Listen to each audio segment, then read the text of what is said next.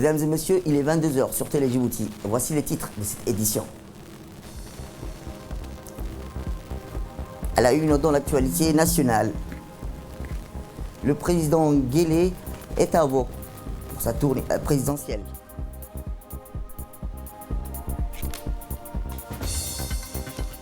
Toujours dans l'actualité nationale, Djibouti refuse l'accès au territoire national à des militaires espagnols.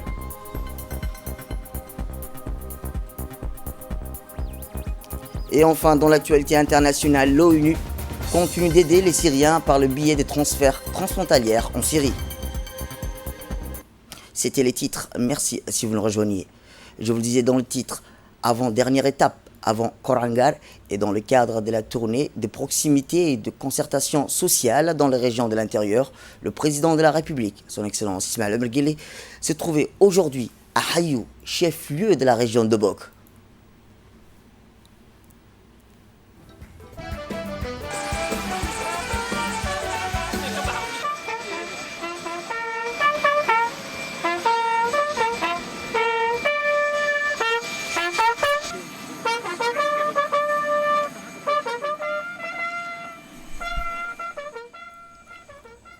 Obok, qui a accueilli donc la dernière étape de la tournée présidentielle avec ferveur et enthousiasme. Une foule immense composée de personnalités et d'anonymes est venue accueillir le président djiboutien qui s'est mobilisé pour l'occasion devant le conseil régional d'Obok, où le chef de l'État a longuement salué son public sous le son d'ambiance et rythme des chansons patriotiques.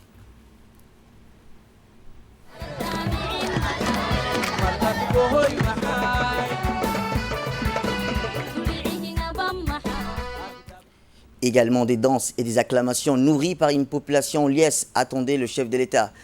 Un espace de rencontre a été aménagé au dehors entre le conseil régional et la préfecture où le président de la République a été accueilli par des ovations. Le président Ismaël Omar Guelleh était accompagné par le Premier ministre, M. Abdelkader Kal Mohamed, et par des membres de son gouvernement. Il est haut cadre et responsable du pays dans ce déplacement. Rappelons, selon la présidence de la République, le but ultime de ces déplacements consiste pour le chef de l'État à s'enquérir de visu de la situation des populations dans nos régions de l'intérieur, afin de disposer de toute l'expérience pratique et judicieuse à l'adoption d'éventuelles politiques et recadrages. Une opportunité également pour les Obokois et Obokoises d'être directement face de leur leader.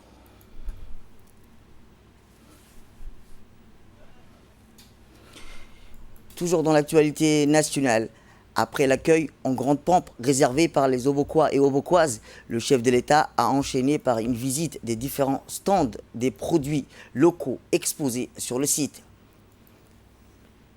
Les jeunes propriétaires des entreprises de la région ou des associations locales qui œuvrent dans le domaine de l'artisanat ont exposé leurs produits devant le chef de l'État. Parmi ces entreprises ou associations présentes, on pouvait voir notamment, entre autres, des expositions de l'organisation caritative Ar-Rahma Charitable, la coopérative de pêche avec ses produits marins.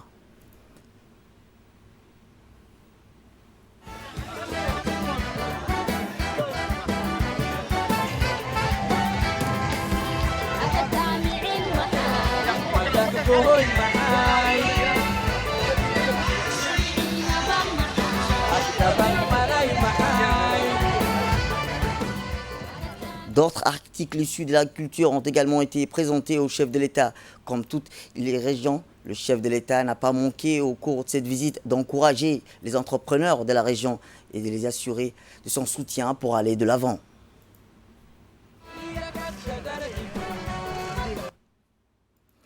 Après l'accueil populaire devant la préfecture de Bok, suivi d'une séance de visite des stands des produits de la région, le président Guelleh a eu des échanges et des discussions avec les représentants de la population dans la grande tente. Accueilli par un stand ovation, le président Guelleh a introduit le débat en remerciant Hayou pour son esprit d'hospitalité et son accueil chaleureux. Le président a précisé qu'il clôture cette tournée dans les régions de l'intérieur à Hayou car il a estimé, de par son importance, Hayou constitue l'avenir de la nation. Le président a également souligné que la région d'Obok est un vivier des politiciens qui ont marqué l'histoire de Djibouti.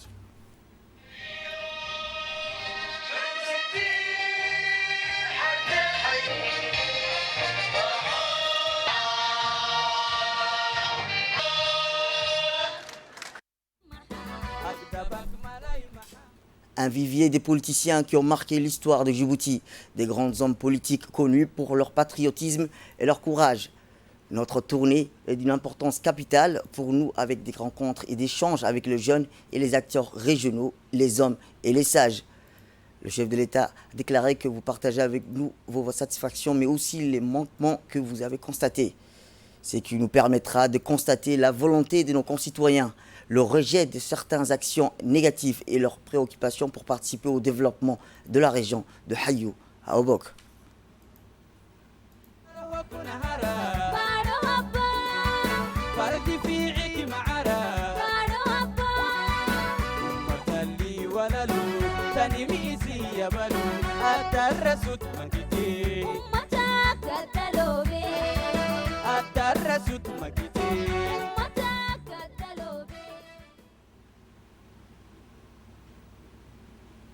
horta inagu mahadnaqaynaa sida aad noo soo dhoweyseen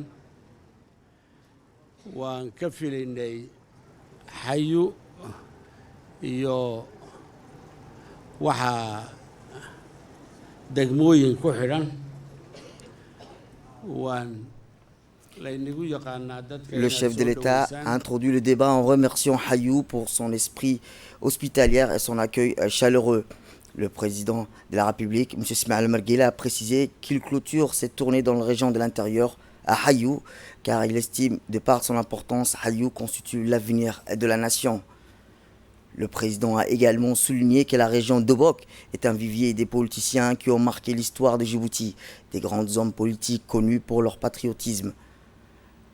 Le chef de l'État a déclaré qu'une importance capitale pour nous avec des rencontres et des échanges avec les jeunes, les acteurs régionaux, les hommes et les sages.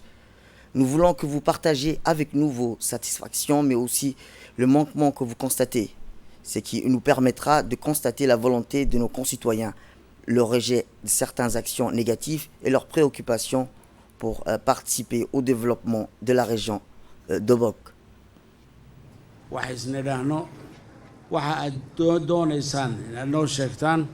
waxa aad diidaysaan inaad noo sheegtaan waxa aad tabanaysaan inaad noo sheegtaan waxa aad isleedihiin wax xaq baan u leenahay oo ma hayno aad tidhaahdaan aad isleedihiin inaad noo sheegtaan hasawaha furan ayaan doonayaa inaan ku dhammeeyo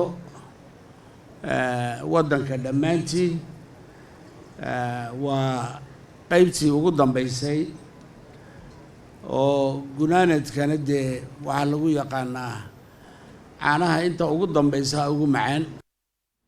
Les questions étaient intenses et riches entre le président de la République et les représentants et représentantes de la population de la région d'Obok.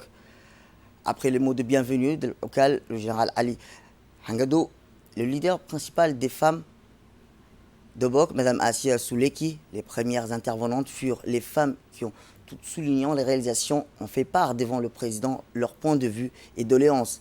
Mme Khadija Ali a évoqué le regroupement des femmes d'Obok qui ont démarré dans les activités, mais elle a sollicité le soutien du chef de l'État de les soutenir en leur octroyant des moyens de locomotion ainsi que la mise en place d'une tannerie et la réhabilitation du secteur de l'État. Suivi de l'intervention de Mme Fatouma Ahmed Yassine, la secrétaire générale de l'association AFOD, qui a souligné sur le problème de l'environnement, le collecte des déchets. Par ailleurs, Mme Amina Mohamed, qui a soulevé les difficultés de l'évacuation des femmes par voie maritime, le soutien aux familles vulnérables de la région et du secteur de Fantiharou.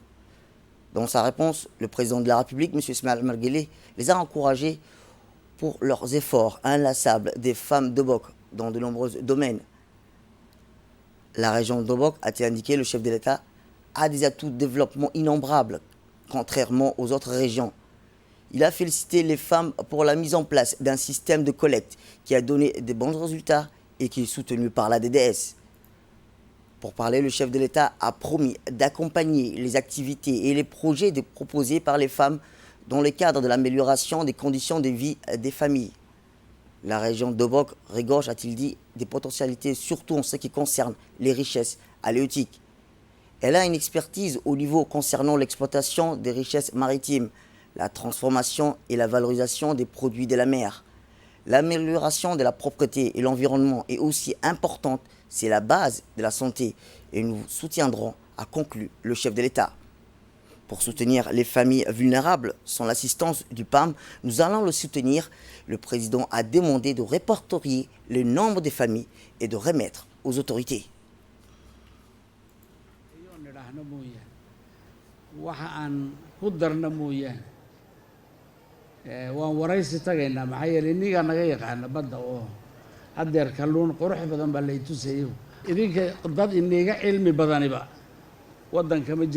kalluun iyo badba mustaqbalka wadankuna halkan weey halkan baa reer Djibouti oo dhan iskugu iman doonaan dhawaan pompiyaguna.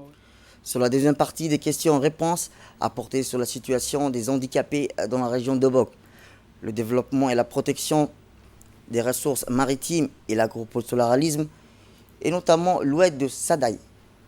La représentante des handicapés, Mme Aïcha Mohamed Souleri, a sollicité pour le renforcement des capacités des handicapés, avec un quota pour les logements, les opportunités d'emploi et les moyens de locomotion. Quant à Ibrahim Omar Ali, président de la coopérative de Bok, il est revenu sur les acquis dans ce domaine dans la région de Bok, avec des fortes potentialités halieutiques et touristiques. Il a souligné qu'Obok ne profite pas de cette manne de retombées à cause du manque de préparation des opérateurs touristiques locaux. Concernant la pêche, il a sollicité sur le retour des subventions d'essence et une chambre froide pour la conservation du poisson. M. Mirike Ali Mirike de la coopérative d'Assansan Surblali a estimé que le barrage de Sadaï, dont les travaux ont été finalisés, n'a pas encore donné les résultats escomptés dans la production des fourrages et agropastorales.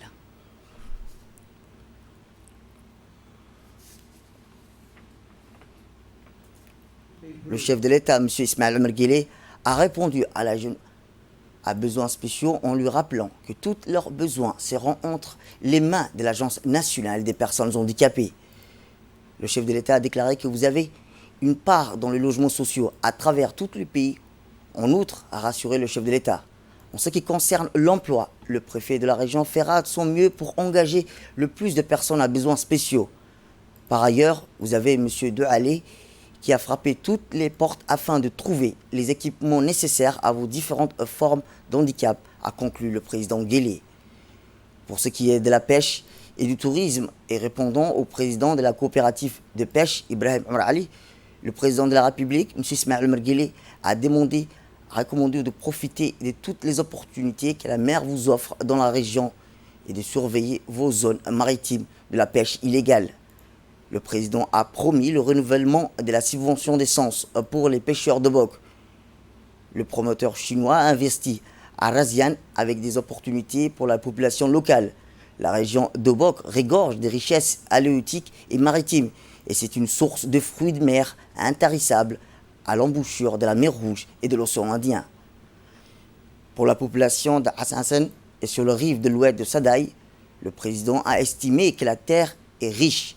L'eau est disponible, les familles doivent en profiter en se tournant vers le travail de la terre. Le président Guelleh a loué les efforts pour valoriser les rives de l'oued de Sadaï avec la réalisation du barrage.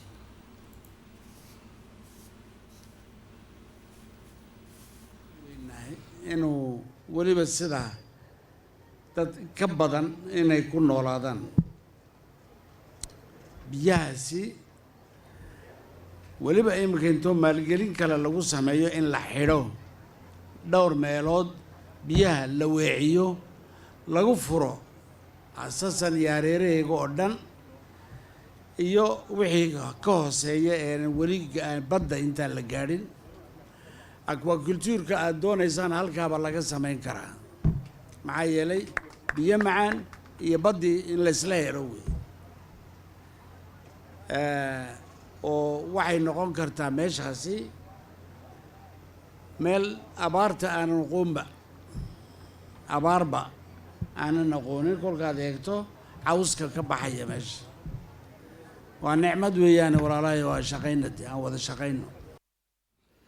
Dans la troisième partie des questions-réponses, La parole a été donnée aux représentants de la jeunesse avec Ali Kamil Mohamed, un jeune diplômé de Gahir Omar Mohamed qui s'est lancé dans l'entrepreneuriat pour la promotion de la jeunesse. Ils ont avancé des idées innovatrices pour la promotion de l'emploi et de la création des PME.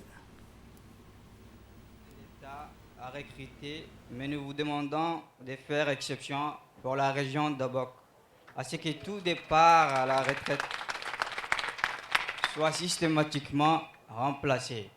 Nous vous demandons de revoir également le système d'attribution des quotas pour la région d'Obok. Nous vous demandons également de chercher avec nous des solutions dans les services autonomes. Je tiens à vous soumettre, au nom de tous les Obokois et les Obokoises, l'idée d'un projet structurant qui pourrait bénéficier à toutes les Obokois et les Obokoises, également à tous les pays. Ces projets s'appuient sur les formidables potentialités qui referment la mer Rouge.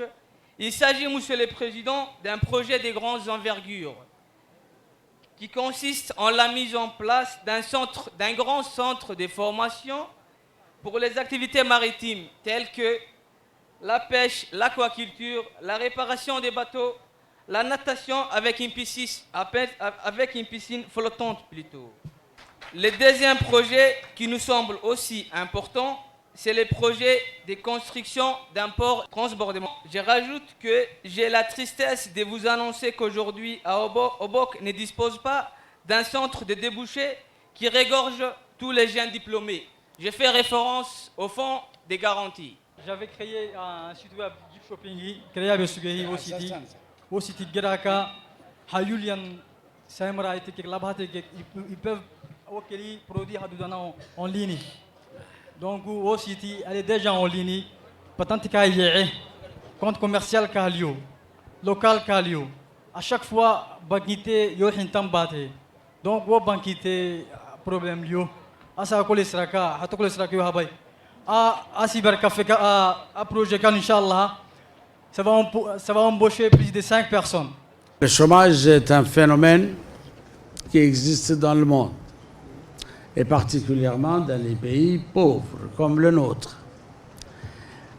Mais nous faisons ce que nous pouvons pour former nos jeunes, initier ce qu'ils peuvent faire eux-mêmes dans leur région, dans leur patelin, faire en sorte que de combattre le chômage, parce que il n'y a rien de plus grave, n'est-ce pas, de voir des jeunes qui plus est, ont cru à leur capacité et qui ont été formés de se retrouver au chômage.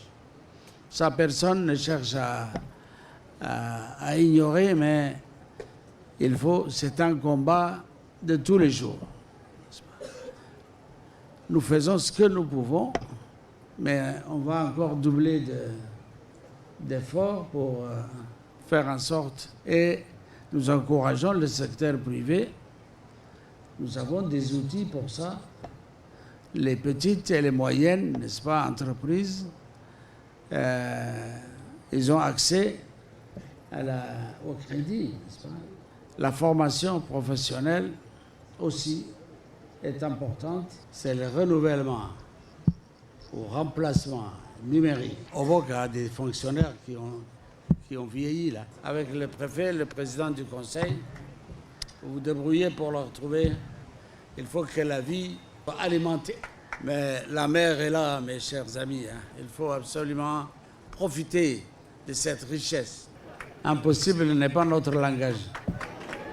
Il ne faut jamais s'arrêter. Il faut toujours marcher et en avant, n'est-ce pas? Et corriger, réorienter, refaire, avancer. C'est ça qui nous intéresse. Nous sommes des gens qui vivent dans des conditions très difficiles, sans ressources naturelles, mais avec notre courage, on s'en sort. Le fonds de garantie est un fonds qui garantit les prêts à un certain pourcentage et non pas totalement, n'est-ce pas? Ce n'est pas le fonds de garantie qui donne ou qui prête. Il garantit le prêt auprès des banques.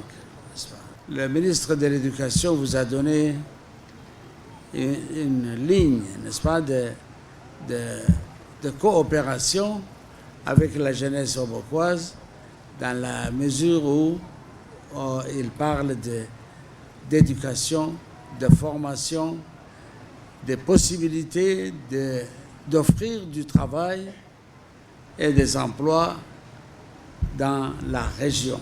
C'est très bien, il faut se créer un emploi et créer des emplois, n'est-ce pas? Ça, c'est l'idéal. Et je t'accompagne, moi.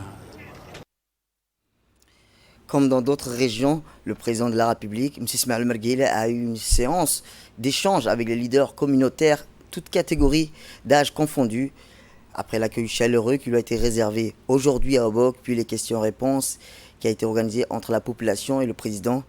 Après le déjeuner, le président a été accueilli avec stand ovation à l'arrivée, le lieu préparé à une séance de rencontre avec les notables et sages, sans épargner tout âge confondu.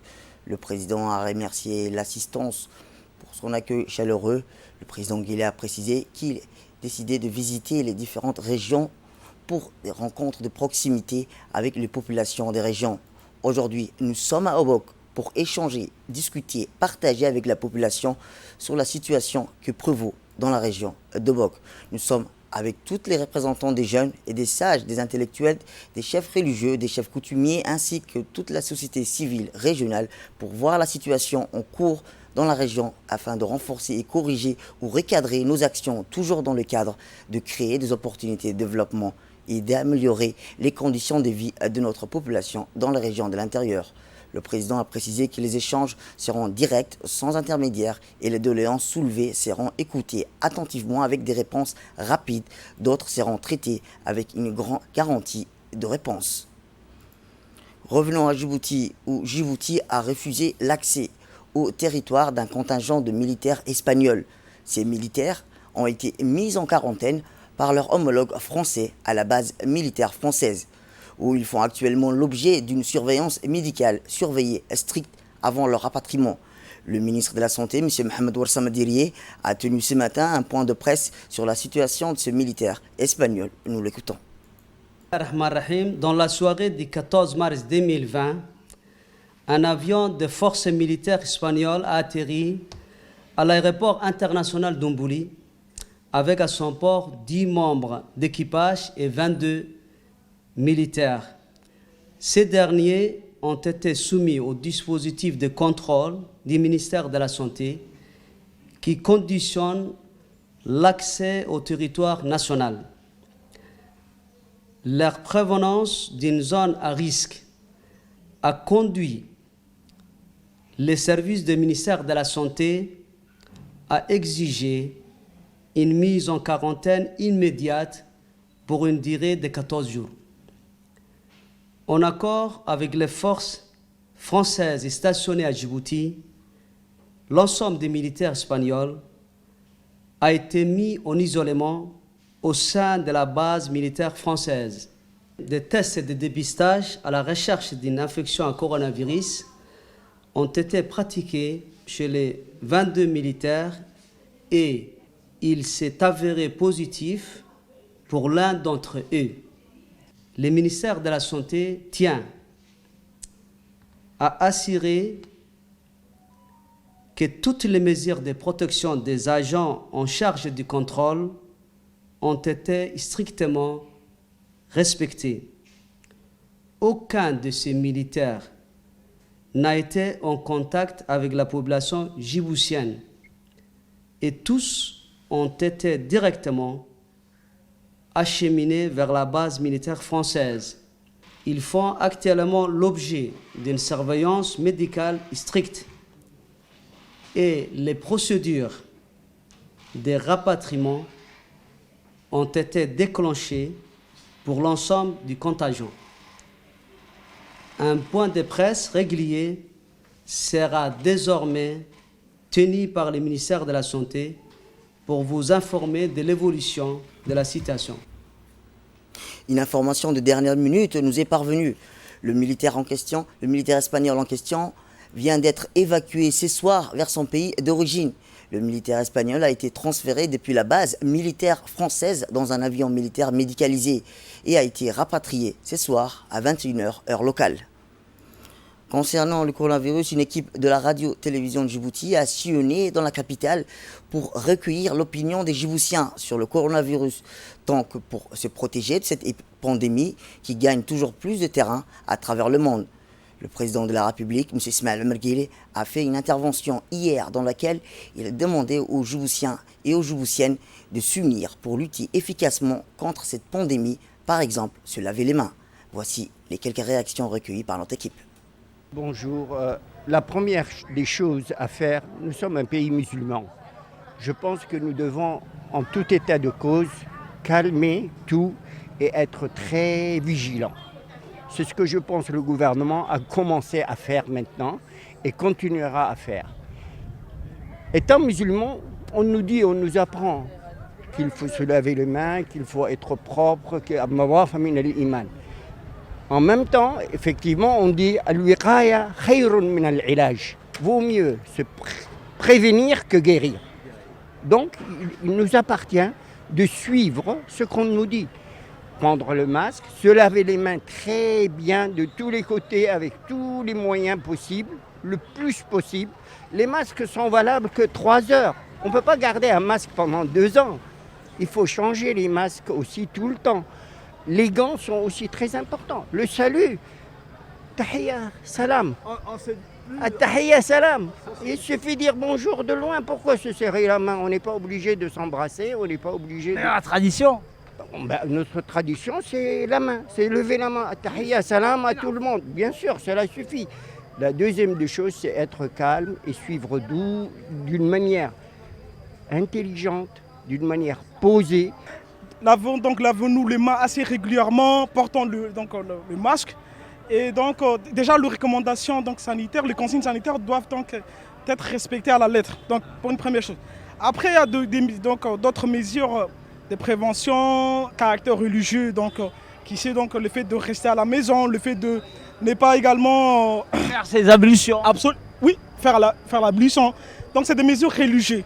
Mais le président de la République avait fait donc un geste exemplaire parce qu'il nous a déjà donc montré, oui, il avait fait donc ce geste-là. Nous appelons donc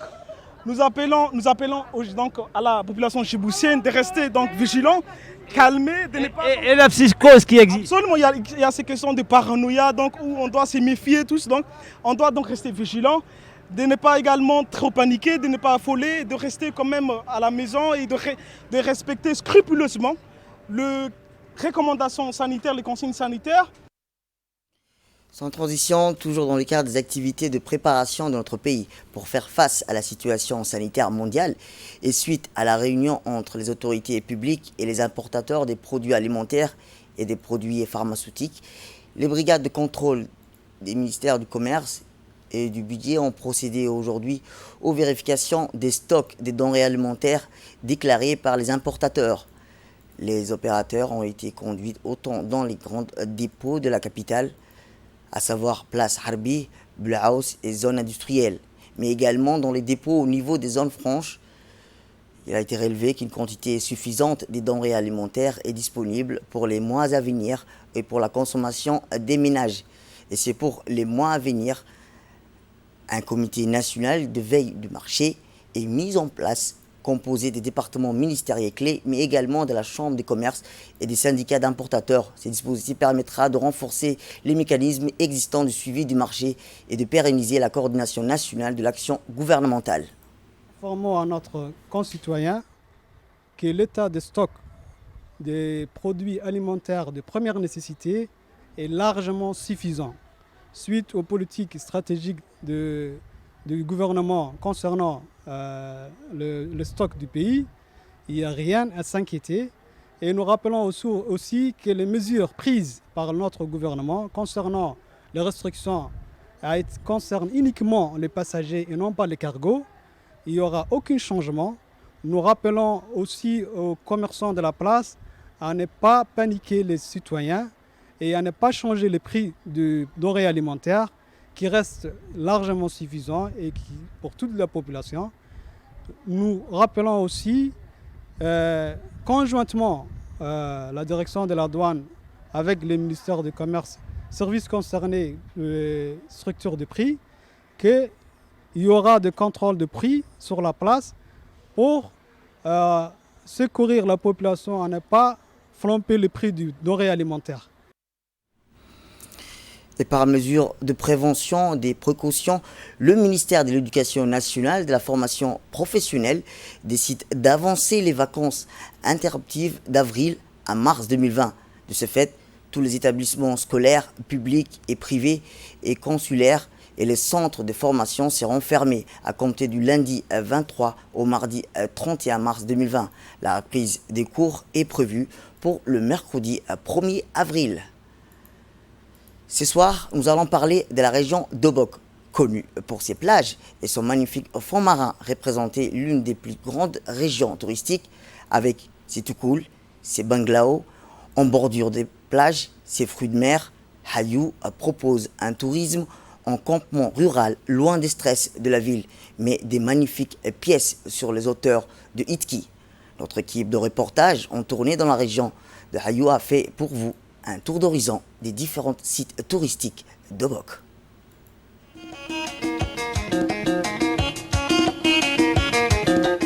De la grande plaine de Raspir, en traversant un paysage peuplé d'autriches et de tortues, apparaît soudain dans un ravin qui donne sur un magnifique campement touristique. Le campement de Raspir, ainsi très prisé notamment pour la plongée et la pêche.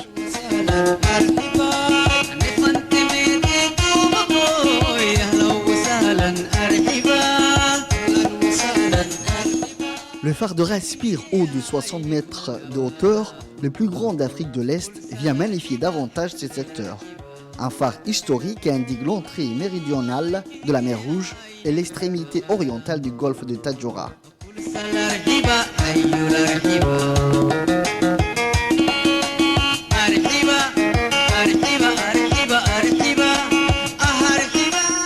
Obok a tiré bénéfice de son histoire. En effet, la région d'Obok est une région historique et a été la première capitale du pays sous le protectorat français.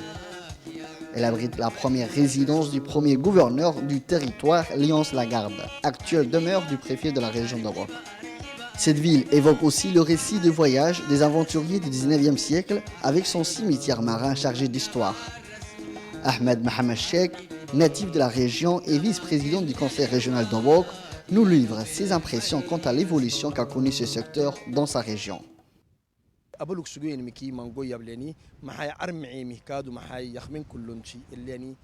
Les touristes découvrent beaucoup de nouveautés chez nous. La région est très poissonneuse et la pêche est agréable avec la diversité du fond marin. Hayou est une ville historique, la première capitale.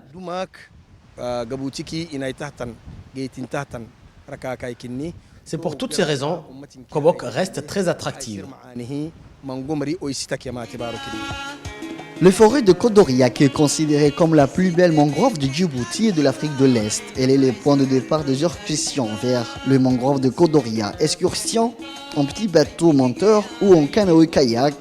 Ces labyrinthes de canaux, de racines, de palétuviers est une oasis abondante où cohabitent des dizaines d'espèces animales et végétales.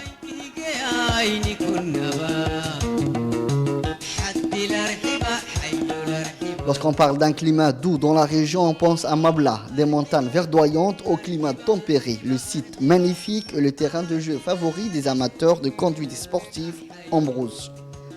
Tandis que le mordu d'alpinisme, des amateurs professionnels confirmés, y trouveront le lieu enchanteur de leur passion. Comme dans la forêt de Daï, les espèces végétales semblent des survivants des temps préhistoriques. De retour à Obokville, nous croisons un couple canadien venu découvrir la région. C'est très joli. Ouais, les paysages sont super jolis. Ouais. La mer d'un côté, les montagnes, le désert de l'autre côté, c'était très joli. Ouais. Nous, ce qu'on aime au Djibouti, c'est qu'il y a plein de petites plages secrètes qu'on peut trouver puis les avoir à nous tout ça. Donc, on se promène dans les falaises puis on se trouve un petit coin puis on s'installe. Mais la première chose, c'était les requins-baleines qu'on voulait aller voir.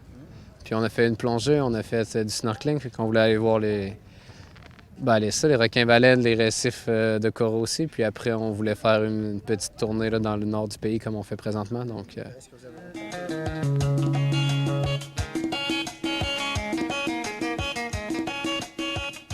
Tous ceux-ci sont destinés pour le touriste qui cherche à fuir le béton et l'ambiance lancinante des villes. Un dépaysement total. Mais il existe aussi une autre gamme de tourisme légèrement supérieure où l'on profite à la fois de luxe et de la nature. Ce sont ces aspects que le village touristique de la mer Rouge reflète. Des services que Hussein Ali, gérant du site, propose habituellement à ses clients. Après le petit déjeuner, certains de nos clients préfèrent se rendre à Godoria, d'autres à Hougif. Ils font ce qui leur fait plaisir. Il y en a aussi qui aiment rester dormir ici. Nous leur proposons aussi une partie de pêche et des dégustations des fruits de mer. Poster le secteur du tourisme à Djibouti et notamment au Obok est une de priorité du gouvernement. Ainsi à Rassian, la société chinoise Tushud International Holding Group a lancé l'année dernière la construction d'un complexe hôtelier de grande standing destiné aux touristes et aux amateurs de plongée sous-marine. C'est dans cette optique que le Premier ministre Abdelkader Kamil Mohamed a effectué une visite à Rassian pour voir de visu l'état d'avancement des travaux. Pour la région de Hayo, ces complexes hôteliers, outre la création d'emplois à court terme, sera le poumon du développement local en redynamisant les activités touristiques et économiques du pays.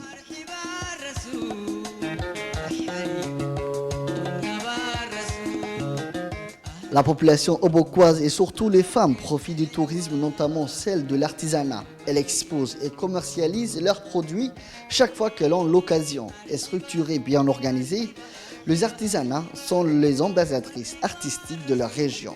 Partout dans le pays, les sites touristiques donnent un aperçu de la culture et de l'histoire dans ses multiples façades pour le plus grand bonheur des visiteurs. C'était un reportage des sites touristiques d'Obok. Nous revenons à Djibouti où l'Union nationale de la femme Djibouti en collaboration avec la santé ont organisé hier le programme CCIM Dialogue Pays au sein de l'UNFD. En effet, le CCIM est le comité de coordination interpartenariat et un comité basé sur les aspects fondamentaux d'information, sensibilisation et accompagnement psychologique des personnes vivant avec le VIH-Sida, le paludisme et la tuberculose. Ces principes apprendre aux jeunes à adopter un mode de vie sain en vue de dépasser les simples objectifs de prévention de la maladie, amener les jeunes à appréhender le VIH-Sida dans un contexte global de compréhension ainsi que la sexualité, les aider à prendre des décisions consensuelles en matière de pratique. Et enfin, dans l'actualité nationale, par mesure de précaution, la CNSS anticipe le paiement des pensions du premier trimestre 2020. Le paiement au guichet de la CNSS a commencé à partir du lundi 23 mars. Les 2 premiers jours du 23 au 24 mars seront consacrés aux veuves et aux orphelins. Et comme la coutume, les prestataires sont tenus de se présenter avec leur livret et l'original de leur carte d'identité nationale. Et enfin, dans l'actualité internationale, l'ONU continue d'aider les Syriens par le biais des transferts transfrontaliers. Les Nations Unies continuent d'intensifier leurs efforts de réponse transfrontalière pour répondre aux besoins des centaines de milliers de personnes récemment déplacées dans le nord-ouest de la Syrie. Les Nations Unies continuent d'intensifier leurs efforts de réponse transfrontalière pour répondre aux besoins de centaines de milliers de personnes récemment déplacées dans le nord-ouest de la Syrie, a déclaré Farhan Haq, porte-parole adjoint du secrétaire général des Nations Unies. Au cours des 16 premiers jours de mars, plus de 650 camions transportant des produits alimentaires, du matériel pour abri, de l'eau, des installations sanitaires et d'hygiène et apportant une aide en matière de nutrition ont été envoyés dans le nord-ouest de la Syrie par les postes frontières de Bab al-Hawa et Bab al-Salam depuis la Turquie, comme l'a autorisé le Conseil de sécurité, a déclaré Farhan Haq lors d'un point de presse. C'est tout pour cette édition. Merci à vous de nous avoir suivis. Restez avec nous pour la suite de nos programmes télévisés.